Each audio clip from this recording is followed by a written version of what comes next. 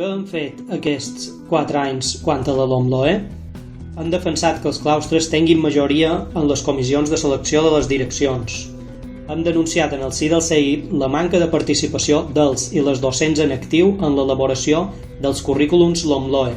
Han reconegut les implicacions sociolaborals que té tot canvi curricular i per això varen presentar i defensar 231 esmenes a tots els currículums.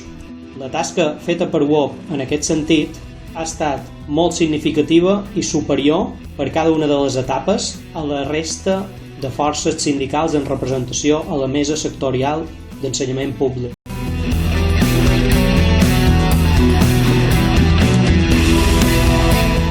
Aquestes esmenes han anat en el sentit de donar més pes a la presència de la llengua catalana i al foment de la cultura pròpia, a demanar una major concreció dels sabers bàsics i dels criteris d'avaluació, a no acceptar una llei educativa i unes instruccions d'avaluació que suposin augmentar la càrrega burocràtica dels docents, a defensar el principi d'especialitat. Per això, vàrem defensar davant Conselleria que eren els departaments didàctics qui havien de decidir la integració de les matèries en àmbits. Hem aconseguit la no discriminació de centres pel que fa a la concessió d'hores de coordinació docent en funció de si els centres fan àmbits o no.